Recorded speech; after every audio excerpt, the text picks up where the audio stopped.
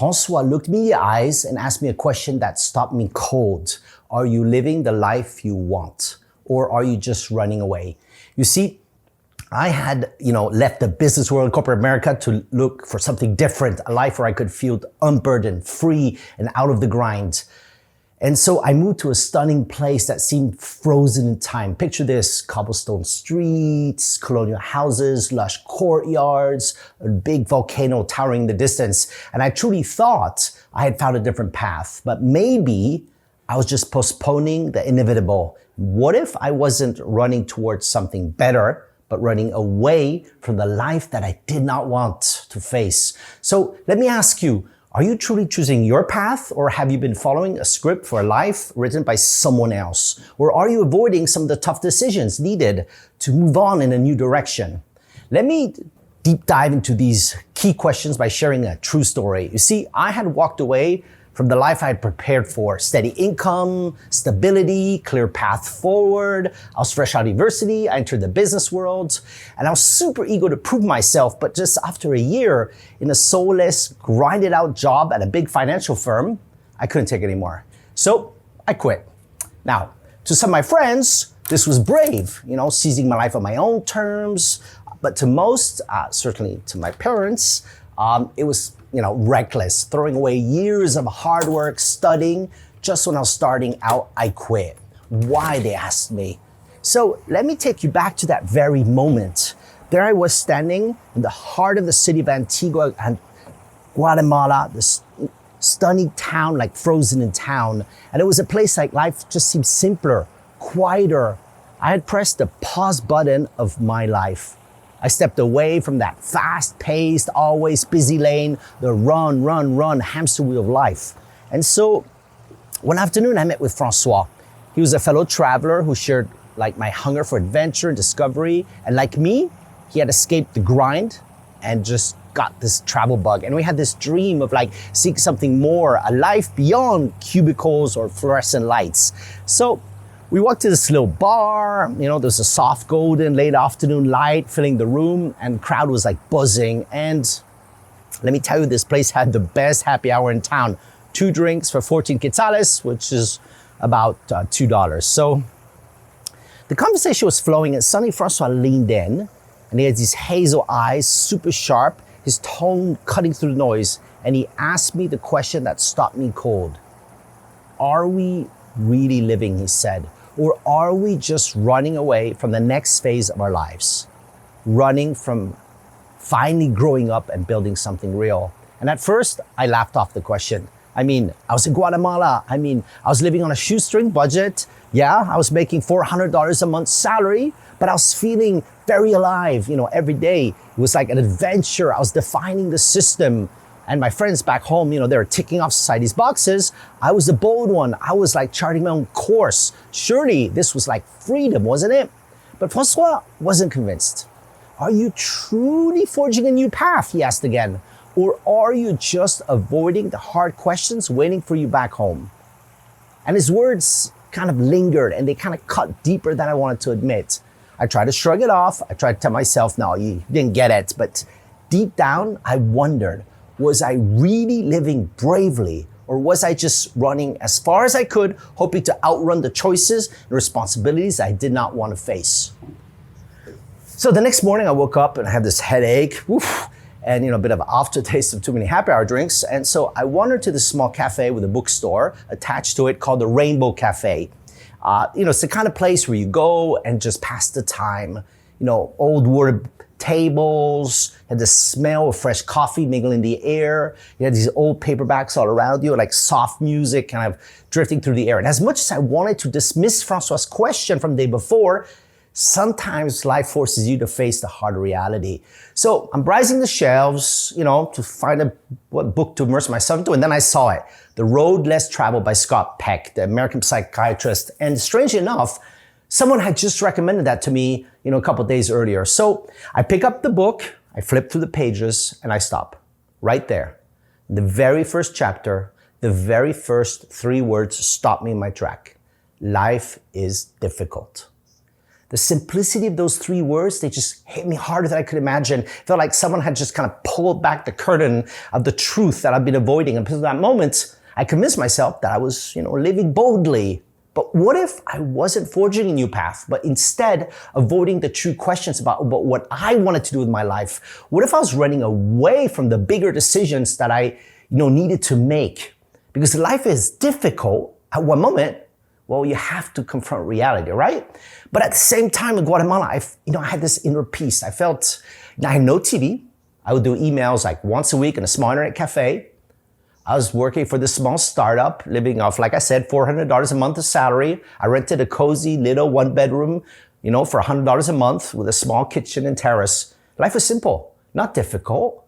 At least it felt that way for a while. And by the way, I would never trade that experience. It shaped my life in so many ways. I went onto this inner exploration. I spent my time reading books, some of the greatest authors, and that's fueled my mind and my soul. Herman Hesse, David Thoreau, Antoine de Saint-Exupéry, and the list could go on and on. And so I learned to find delight in such simple life. So it's very important to put this into perspective, because life in the end is accumulation of experiences that you live. And if they're unique and memorable, then you can look back and say, hey, I lived. Now, why am I telling you this? To highlight that life is full of contradictions and tension between these options we have. I stayed nearly a year living in Antigua. I could do it because I had no career, no family, no obligations. I was young and free. So look, I was super fortunate to be able to press the pause button for a while, to experience the simple life, away from the hustle, to have this unique experience, as it will provide so many insights about life. But there was another side to the story, the one I didn't want to face or admit, even to myself. I was running out of money. Slowly but surely, cracks were forming in this picture-perfect life I was painted. I had to start selling some belongings, my guitar, which is like this prized possession, one of the difficult ones I had to let go of. So the reality I'd been trying to outrun was finally catching up with me. No matter how far I had traveled, and little by little, more cracks appeared. And as much as I enjoyed Guatemala, somehow I knew this was just a chapter of my life. As deep inside, I also longed to do something with my life, to learn, to grow. There must be a way without being stuck in a small cubicle in a soulless job. So that morning, sitting alone in the cafe, I had to face the broader reality of my life. True freedom wasn't about stepping off the beaten path or just, following the life that others wanted for me, but it's about choosing actively, intentionally, what kind of life I wanted to create. Pressing the pause button, to be honest, is easy. Running away had been easy, but choosing a life direction, now that was harder. So it's key to feeling a sense of purpose in life. And so those words in Scott Peck's book and François' question pointed to the same realization that I had been avoiding responsibility of choice. I was pretending that drifting was the same as freedom, but it wasn't. Freedom isn't the absence of a path. It's about having a courage to choose the path you're walking on, even when it's super steep and uncertain. You see, there's so many ways we avoid confronting life. We might escape in endless distractions, stroll on social media, binge watch shows, keep busy with anything that just keeps the hard questions away.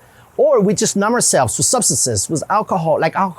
I know, I've been there. And at that time for me, it was travel.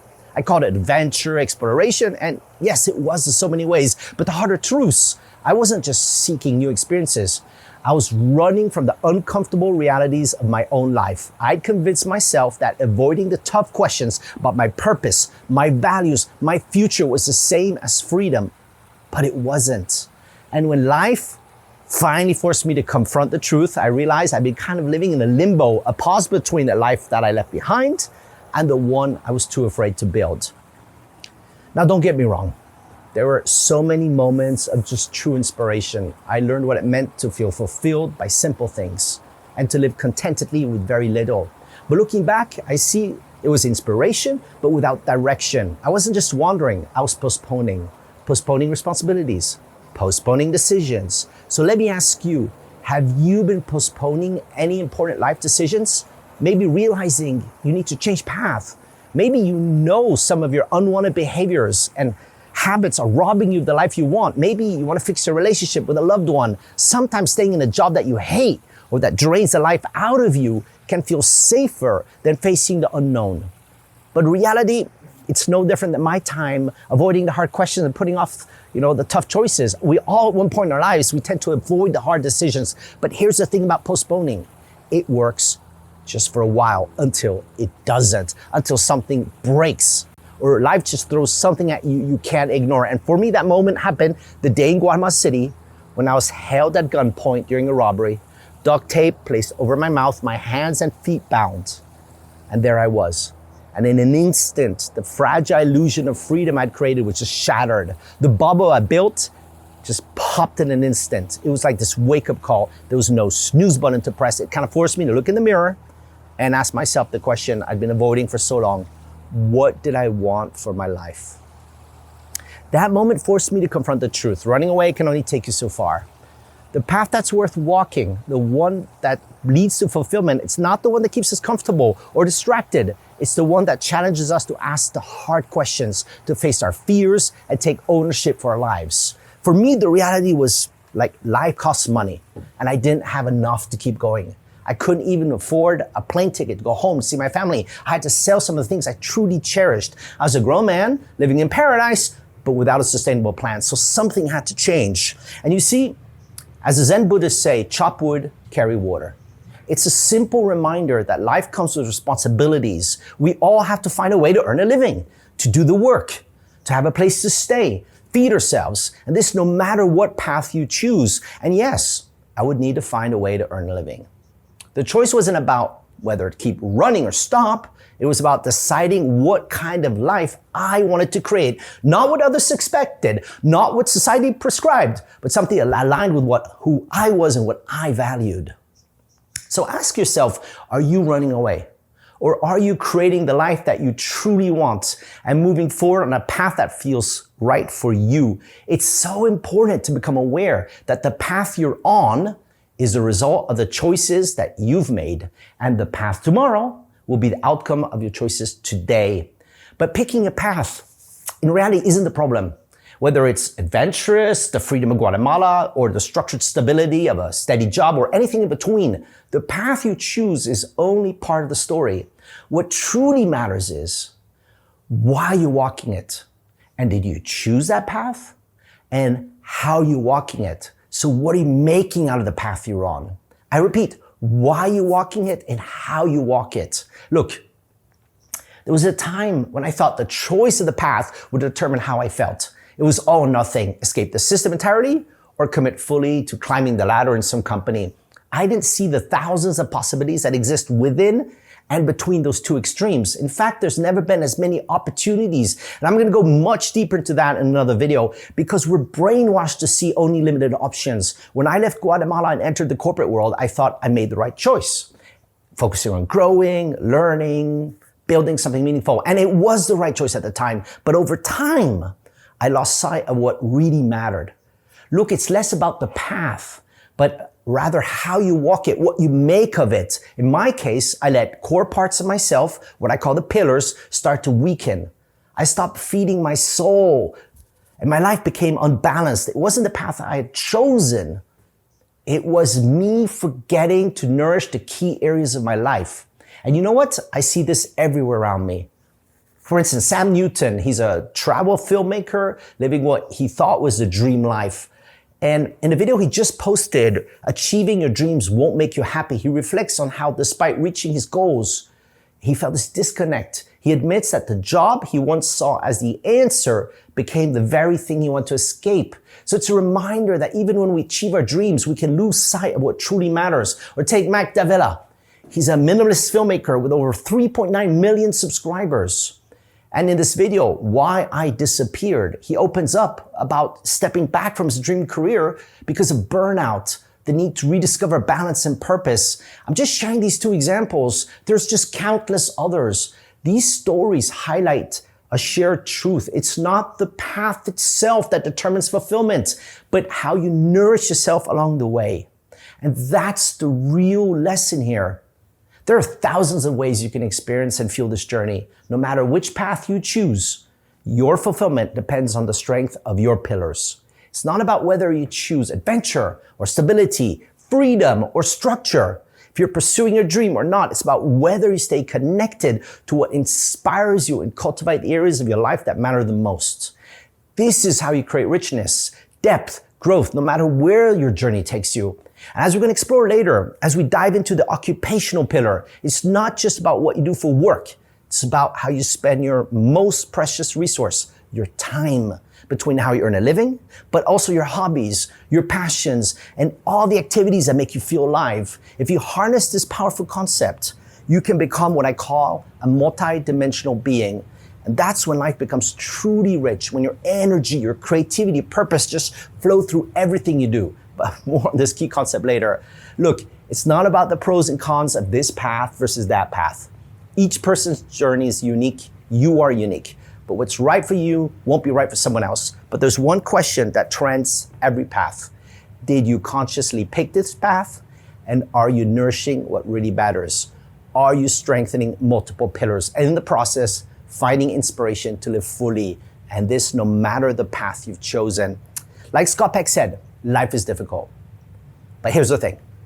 When you strengthen your pillars and nourish what inspires you, then you can face those difficulties head on and not just survive, but truly thrive.